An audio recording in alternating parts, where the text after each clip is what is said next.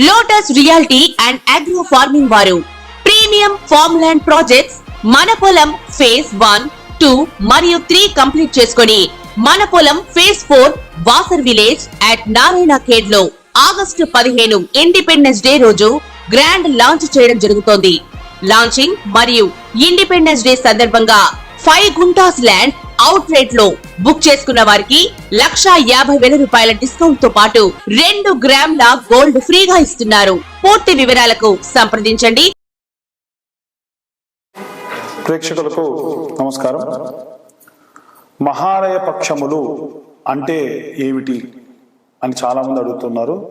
మహాలయము అంటే గొప్ప వినాశనము అని అర్థం. పక్షము అంటే 15 రోజులు, 15 దినములు అని. అదేంటండి గొప్ప వినాశనం అంటున్నారు? మరి ఏమిటి అంటే, మనిషికి గొప్ప వినాశనం ఏమిటి అంటే మృతము, చనిపోవడం. అలా గతించిన వ్యక్తికి సంబంధించి ఏ తిథి రోజున వారి యొక్క తిథిపూర్వకమైనటువంటి రోజును జరుపుకోవాలి అనేటువంటిదే ఈ ఒక్క మహాలయ పక్షములు. అయితే ప్రతి ఒక్క మనిషి చనిపోయినటువంటి మాసములో చనిపోయినటువంటి తిథి రోజున చేసేటువంటిదే శ్రాద్ధము. శ్రద్ధగా చేసేదాన్నే శ్రాద్ధము అని అంటారు. అలా తద్దినము అంటే ఆ యొక్క దినమును తద్దినము అని కూడా మన యొక్క పెద్దలు చెబుతూ ఉంటారు. అయితే చనిపోయినటువంటి వ్యక్తి యొక్క చనిపోయినటువంటి రోజు ఏమిటో తెలియదు అనుకోండి, మరి అప్పుడు ఎప్పుడు చేయాలి? చాలా మంది భాద్రపద మాసంలో వచ్చేటువంటి వినాయక చవితి పూర్తయిన తర్వాతకి వచ్చేటువంటి 15 రోజులని కూడా మహాలయ పక్షములు అని మన పెద్దవాళ్ళు చెబుతూ ఉంటారు. అలా మహాలయ పక్షములో మీ పెద్దలు చనిపోయినటువంటి రోజుని, ఉదాహరణకు పంచమి రోజున గతించారనుకోండి, పంచమి రోజు ఎప్పుడు వస్తుందో ఆ రోజున మధ్యాహ్నం 12 గంటల లోపు వారి యొక్క పేరు మీద నువ్వులు నీళ్లు విడిచిపెట్టి ప్రత్యేకమైనటువంటి క్రతువులు చేయాలి. ప్రత్యేకమైన క్రతువులు ఏం చేయాలి అనేటువంటిది నేను మళ్ళీ తిరిగి చెప్తాను. అయితే ముఖ్యంగా ఈ 15 రోజులలో ప్రతి ఒక్క రాశి వారు కూడా మహాలయ పక్షములలో వీలైనంత వరకు బ్రాహ్మణులకి శాకము పాకము దానం ఇవ్వాలి. అంటే స్వయం పాకము అంటారు. దానిలో బ్రాహ్మడు తినే వీలుగా ఉండేటువంటి బియ్యము, నూనె, ఉప్పు, పప్పు, కూరగాయలు, శాకం అంటే ఇవన్నీ కూడా వస్తాయి. పాకం అంటే వండుకునే దానికి ఉపయోగకరంగా ఉండేటువంటి వాటిని అంటారు. ఇలా ఈ యొక్క మహాలయ పక్షంలో బ్రాహ్మణులకు దానం ఇచ్చి మీరు మీ యొక్క పెద్దలు జరిగిపోయినటువంటి దినమును ఆ దినములలో షష్ఠి అయితే షష్ఠి రోజున, పంచమైతే పంచమి రోజున జరుపుకోవడం శ్రేష్టము. అవన్నీ కుదరని పక్షంలో మాకెప్పుడో తెలియని వాళ్ళు అమావాస్య రోజున చేసుకుంటూ ఉన్నారు. మహాలయ అమావాస్య అంటారు. దాన్ని పితృపక్షం అంటారు, మహాలయ పక్షం అంటారు. కానీ మహాలయ పక్షంలో వచ్చేటువంటి అమావాస్య అత్యంత శ్రేష్టము. ఎందుకంటే అమావాస్య అంటేనే పూర్ణ తిథి. కాబట్టి ఆ పూర్ణ తిథి రోజున అందరూ కూడా మీ పెద్దలకు బియ్యాలు ఇచ్చుకోవడం సర్వసాధారణంగా జరిగేటువంటిది. కానీ అక్కడ జరిగిపోయినటువంటి ఆ యొక్క ఆత్మ ఏదైతే ఉంటుందో, నాకు ఏ తిథి రోజున చేస్తారు, ఆ తిథి రోజున గనక వీరు ఈ యొక్క పదార్థాలు ఏవైనా సరే నువ్వులు నీళ్లు విడిచిపెడితే అత్యంత శ్రేష్టంగా అనుకుంటారట. కాబట్టి ఏం చేయాలి? మనము వీలైనంత వరకు వారి యొక్క తిథి ఏమిటో తెలుసుకొని ఆ తిథి రోజున మీరు బ్రాహ్మణులకి పుత్రము లేదా స్వయం పాకము దానం ఇవ్వచ్చు. ఇక మహాలయ పక్షంలో ఉండేటువంటి వాటికి సంబంధించి విషయాలన్నీ కూడా మనం తెలుసుకున్నాం. ఇక పితృదోషాలు ఏవైనా ఉంటాయా ఇవి చేయకుంటే అని అంటే, మీరు తిథి తద్దినం చేస్తే మహాలయ పక్షంలో చేయాల్సిన అవసరం లేదు. మహాలయ పక్షంలో కూడా మేము చేయట్లేదు, తిథి కూడా చేయట్లేదు అంటే ప్రత్యేకంగా ప్రతి ఒక్కరికి కూడా పితృదోషములు వస్తాయి. అసలు ఈ పితృదోషాలంటే ఏమిటి? మాతృదోషాలు ఉంటాయా? స్త్రీ దోషములు, స్త్రీ శాపములు ఉంటాయా? ఖచ్చితంగా ఉంటాయి. ముఖ్యంగా మనం మొట్టమొదటిసారిగా పితృదోషాలంటే ఏమిటో చెప్పుకుందాము. పితృదోషాలనంటే ఇప్పుడు మీ నాన్నగారు వారి నాన్నగారికి లేదా వాళ్ళ తాతగారికి ఎటువంటి తిథులు చేయలేదు, నువ్వులు నీళ్లు విడిచిపెట్టలేదు, హాయ్ ఏముందిలే అనుకునే వాళ్ళు కొంతమంది ఉంటారు. కొంతమంది ప్రత్యేకంగా ఏంటంటే బర్త్డే జరుపుకున్నట్టుగా డేట్ల ప్రకారంగా చేస్తూ ఉంటారు. అది మహాదోషం. మీరు అసలు చేయకుండా ఏం కదా, కానీ ఎవరో దినం రోజున మీరు చేసిన దాంతో సమానం. 2, మూడవది ఏమిటి అని అంటే, చెయ్యకపోతే ఏమవుతుంది అంటే వంశాభివృద్ధి ఉండదు. మీకు కొడుకులు పుడతారు కానీ వారికి పిల్లలు పుట్టరు, లేదా పుట్టే వారందరూ కూడా ఆడపిల్లలే పుడతారు. ఏమైందండి, ఆడపిల్లలు మాత్రం పిల్లలు కాదా, వాళ్ళు మా వంశం కాదా అనుకునే వాళ్ళు ఉంటారు. తప్పండి, ఆడపిల్లలు అందరూ కూడా మంచిదే, కానీ వారి యొక్క గోత్రము పేరును ముందుకు తీసుకెళ్లేవాడు మాత్రం ఉండడు అని నా ఉద్దేశం. ఆడపిల్లలు పుట్టాలి, మగపిల్లలు పుట్టాలి. అయితే ఇక్కడ ప్రత్యేకంగా చెప్పేటువంటిది ఏమిటనంటే, మరి మగపిల్లలు పుట్టలేదు, అసలు ఆడపిల్లలు కూడా పుట్టకుండా చాలా మంది ఇబ్బంది పడుతూ బాధపడుతూ అసలు పిల్లలే లేకుండా ఇబ్బంది పడుతూ ఉంటారు. పితృదోషాల్లో మొదటి కారణం ఇది. రెండవ కారణం ఏమిటంటే, వంశంలో ఉన్న వారిలో ఒక మనవడో మనవరాలో మంచివారు అనుకుందామండి. కనీసం వారి తండ్రి చేయట్లేదు, నా మనవడన్నా నా కార్యక్రమాలు చేస్తాడేమో అని ఎదురు చూస్తుందంట ఆ ప్రేతం అక్కడ ఆత్మగా మారి. వారు కూడా చేయకపోతే ప్రత్యేకంగా వారిని గుర్తు చేసే విధంగా యాక్సిడెంట్లు జరగడం కానీ, ఏవైనా దెబ్బలు తగలడం కానీ చేస్తూ ఉంటారు. ఇది మన దగ్గరే కాదండి, టర్కిష్ కి సంబంధించినటువంటి ప్రాంతాల్లో కూడా ఆ చనిపోయినటువంటి రోజును వారు ప్రత్యేకంగా జరుపుకుంటారు. వేరే వేరే పాశ్చాత్య దేశాల్లోనే వారిని స్మరిస్తూ ఎంతో కొంత చేస్తారు. మనది సనాతన ధార్మిక ధర్మం అండి. ఇంత సనాతన ధర్మం, వేరేవన్నీ మతములు, మనవి మతం కాదు, మనది ధర్మం. ఖచ్చితంగా పాటించవలసినటువంటి నియమములు ఇవన్నీ కూడా. కాబట్టి పితృదోషాలున్న వాళ్ళు ఇప్పటికైనా మహాలయ పక్షాల్లో నువ్వులు నీళ్లు విడిచిపెట్టండి, మీ పెద్దలకు తర్పణాలు చెయ్యండి. ఇంకొకటి ఏమిటంటే నారాయణ బలి, పితృదోషాలకు సంబంధించి ప్రత్యేకంగా చేసేటువంటి శాంతి. అవి ఎక్కడ పడితే అక్కడ చెయ్యరు, చేయకూడదు. ఎక్కడ చేస్తారండి, గోకర్ణంలో చేస్తారు, అలాగే నాసిక్ లో చేస్తారు, త్రయంబకేశ్వర్లో చేస్తారు, పళని కుక్కి లాంటి ప్రదేశాల్లో కూడా ఈ మధ్య చేస్తున్నారని తెలిసింది. ఎలా చేస్తారంటే, ఒక మనిషి చనిపోతే ఒక ప్రేతాన్ని పాడె కట్టి శ్మశానానికి తీసుకువెళ్ళి ఆ యొక్క శ్మశానంలో కట్టెలపై పేర్చి కాల్చి చుట్టూ తిరిగి ఎలా అయితే మనం ఖననం చేస్తామో అలా ఒక చిన్న పిండి ముద్దను చేసి దాన్ని చేస్తారు.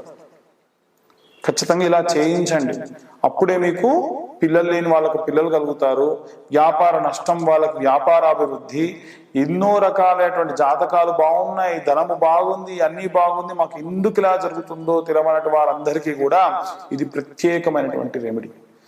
మీకు ఇంకేమైనా సందేహాలు ఉంటే మా యొక్క టీం ద్వారా మమ్మల్ని కాంటాక్ట్ చేయండి. ఎక్కడ చేస్తారు, ఎలా చేస్తారు, ఎంత వీలైతే అంత తక్కువలో ఎలా చేస్తారు అన్నీ కూడా నేను మీకు సూచిస్తాను. ఇవి ప్రత్యేకంగా పితృదోషాలు. మాతృదోషాలు ఉండవండి. ఏ తల్లి పిల్లల్ని శపించదు. ఒక తల్లిని తీసుకెళ్లి ఓల్డేజ్ హోమ్ లో పెట్టినా నా పిల్లవాడు వస్తాడే అని ఎదురు చూస్తుందే గాని నా కొడుకు రాలేదు అని శపించదు. బాధపడుతుంది, నా జాలి లేదా, అయ్యో ఎందుకు నా కొడుకు ఇలా చేశాడే, నేను నా మనవాళ్ళతో ఆడుకుంటే బాగుండు, నా మనవరాలతో ఆడుకుంటే బాగుండు అని బాధపడుతూ చనిపోతారు చూసారా, వారికి ఖచ్చితంగా స్త్రీ శాపము మాతృశాపంగా తగులుతుంది. కాబట్టి దయచేసి కన్న తల్లిని తండ్రిని తీసుకువెళ్ళి ఎక్కడో మీ చిన్నప్పుడు మిమ్మల్ని హాస్టల్లో పడేసినట్టు వాళ్ళని ఎక్కడో పడేసి రాకండి. వీలైతే మీరు మీ చేతులతో మీ కళ్ళతో వారిని జాగ్రత్తగా చూసుకోండి. రోజు వాళ్ళ పాదాలను స్పృశించండి. దానివల్ల ప్రత్యేకంగా స్త్రీ శాపములు కానీ మాతృశాపములు కానీ ఉండవు. ఇవాళ రేపు చాలా మంది చేసేటువంటి స్త్రీ శాపాలు ఎలా వస్తాయంటే, మనకన్నా చిన్న వయస్కురాలు తను మీకు వరసకు మరదలో కోడలో అవ్వడము, లేదా మీ క్లాస్మేట్ అవ్వడము, మీ కింద పనిచేసే వారిని ఎక్కడ పడితే అక్కడ తాకడము, చనువుగా ఉంది కదా అని చేయడం, వారు మీ ముందు మీకు గౌరవం ఇచ్చి ఏమీ చేయలేక నవ్వుతూ ఉండొచ్చు గాక మనసులో మిమ్మల్ని శపిస్తారు. కాబట్టి ఆడవారిని ఎలా పడితే అలా ఒక ఆట బొమ్మలా అనుకొని ఎలా పడితే అలా మాట్లాడి తన దుస్తుల గురించి మాట్లాడి, తన యొక్క అవయవాల గురించి మాట్లాడి, ఇక్కడ పడితే అక్కడ తాకడము, అసలు వారి పర్మిషన్ లేకుండా వారికి సెకండ్లు కూడా ఇవ్వకూడదు. అలా చేసి ఏ స్త్రీ అయినా సరే మనసులో మిమ్మల్ని శపిస్తుందో, దూషిస్తుందో, పొరపాటు అయిందమ్మా క్షమించు అన్న కనీసం ఒక మాట కూడా చెప్పకుండా ఏమవుతుందిలే ఈ యొక్క తుచ్చ స్త్రీ అని ఎవరైతే భావిస్తారో వారికి ఖచ్చితంగా స్త్రీ శాపం లభిస్తుంది. ఏం చేయాలండి? అలా పొరపాటున తెలవక మేము ఏమైనా చేశాము, క్షమించమని చెప్పలేదు అంటే ఏం చేయాలి అని అంటే, ఈ యొక్క మహాలయ పక్షాల తర్వాతకు వచ్చేటువంటి అమ్మవారి నవరాత్రులు ఉంటాయి కదా, 9 సంవత్సరాల పాటు మగవారందరూ కూడా ఈ 9 రోజులు కాళ్ళకు చెప్పులు లేకుండా అమ్మవారి దీక్షను పూని, అమ్మవారి కండువా మెడలో వేసుకొని ఒకటే పూట భోజనం చేసి 2 పూటలు అమ్మవారికి నివేదన చేసిన పదార్థం తిని నేలపై పడుకోండి.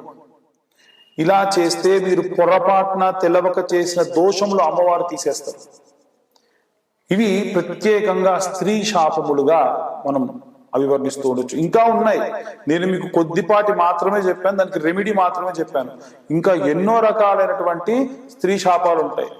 మనం ఈ యొక్క సామాజిక మాధ్యమం ద్వారా విపులంగా చెప్పలేం కనుక నా పరిధి మేరకు నేను మీ అందరికి కూడా విశ్లేషణ చేయడం జరిగింది. ప్రేక్షకులందరికీ కూడా వినాయక చవితి శుభాకాంక్షలు. అలాగే మహాలయ పక్షంలో కూడా అందరూ కూడా చెప్పిన విధంగా పితృదోషాలు పోగొట్టుకుంటారని, మాతృదోషాలు గాని స్త్రీ దోషములు గాని రాకుండా చూసుకుంటారని అనుకుంటున్నాను. కుంభరాశి వారు మహాలయ పక్షంలో పాటించవలసినటువంటి నియమ నిబంధనలు: ధనిష్ట, పూర్వాభాద్ర, ఉత్తరాభాద్ర నక్షత్రం వారి యొక్క